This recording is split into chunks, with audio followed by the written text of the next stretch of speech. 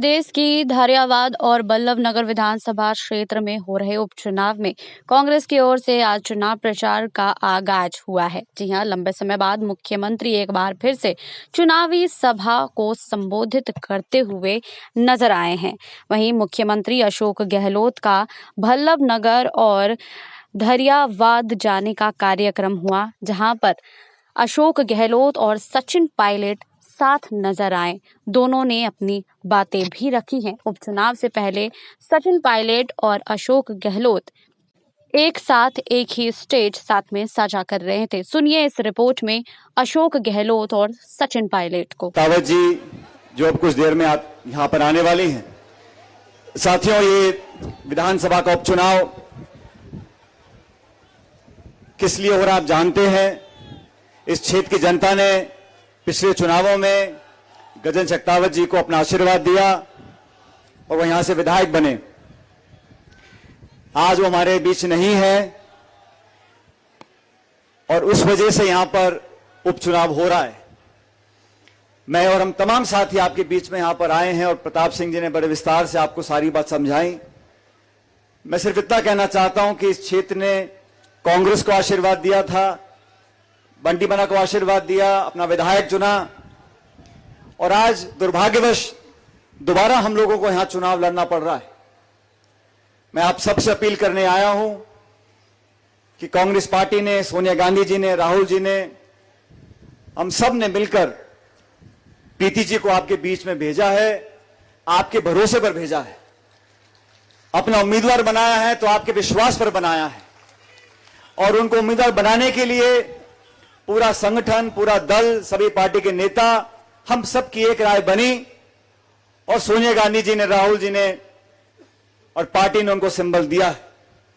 अभी आप लोगों की जिम्मेदारी है कि जो 2.25 साल का कार्यकाल बचा है इसमें पुनः आप आशीर्वाद दें, प्रीति शेखावत जी को अपना विधायक बनाएं। सरकार आप लोगों की है, कांग्रेस पार्टी की है, विकास में कोई कमी पहले भी नहीं रखी और दोबारा आपसे अपील करना चाहते हैं। इस क्षेत्र ने हमेशा हमारा साथ दिया। बड़े शेखावत साहब जब जब चुनाव लड़े आपका आशीर्वाद मिलता रहा। गजन शेखावत जी जब चुनाव लड़े, हर चुनाव में यहां पर आके उनके लिए वोट मांगता था, अपने संपूर्ण आशीर्वाद दिया।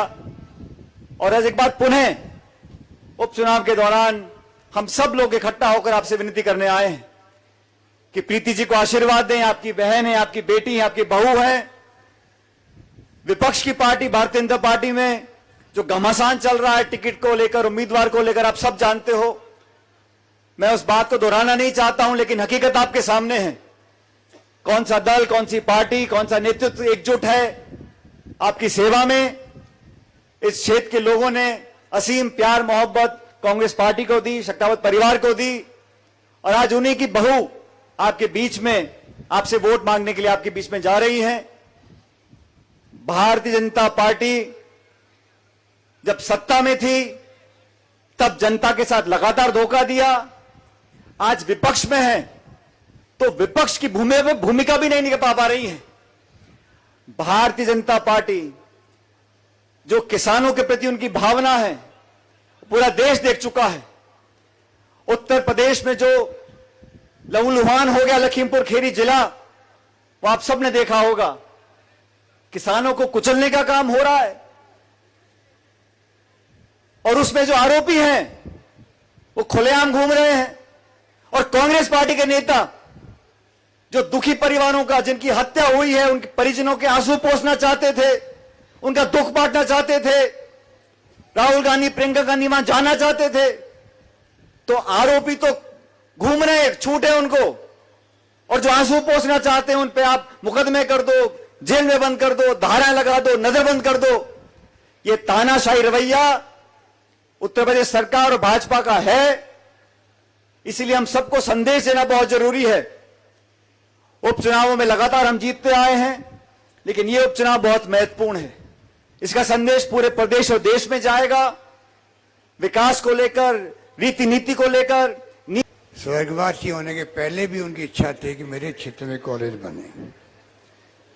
क्या कॉलेज बनी? तो कॉलेज के साथ में लंबी फहरिस्त है कि उपखंड कार्यालय बन गया, पंचायत समिति भी बन गई, निर्माण भी हो गया, नवसर्जित पंचायत समिति कुरावड़ का, कानौर में, भिंडर में, कुरावड़ में उप तहसील को तहसील में बना दिया, क्रमबद्ध कर दिया।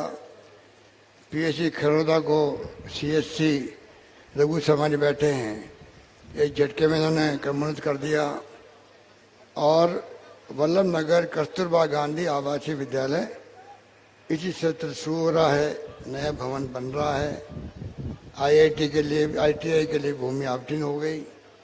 वल्लभ नगर में छात्रावास निर्माण पर 5 करोड़ रुपए खर्च करने का तय कर लिया।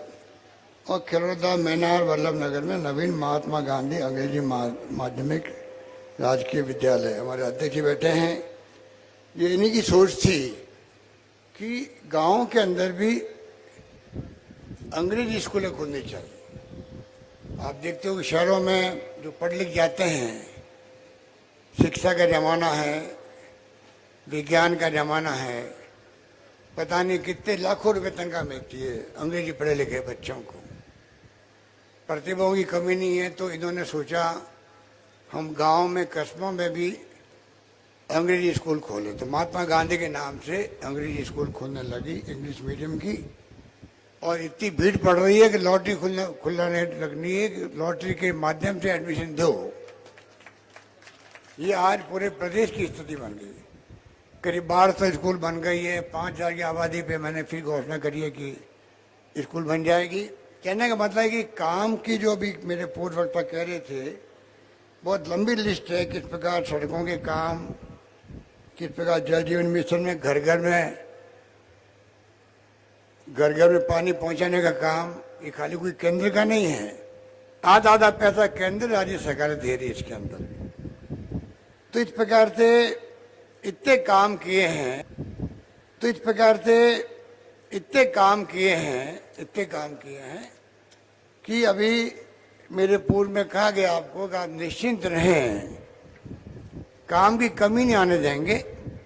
आज गजेंद्र सक्तावत नहीं रहा हमारे बीच में, तो हमारी ड्यूटी बन गई थी कि जो वो नहीं रहे हैं, पर फिर भी वल्लभ नगर का विकास रुकना नहीं चाहिए। इसलिए हमने, अभी तो मैंने आधी लिस्ट पढ़ी है आपके सामने, बाकी तो सड़कों लगाए कई काम हैं। जानबूझ के हमने ध्यान रखा कि महसूस नहीं हो लोगों को कि हमारा प्रतिनिधि नहीं है, तो आज हम लोग महरूम हो गए काम से। बाकी जगह काम हो रहे हैं।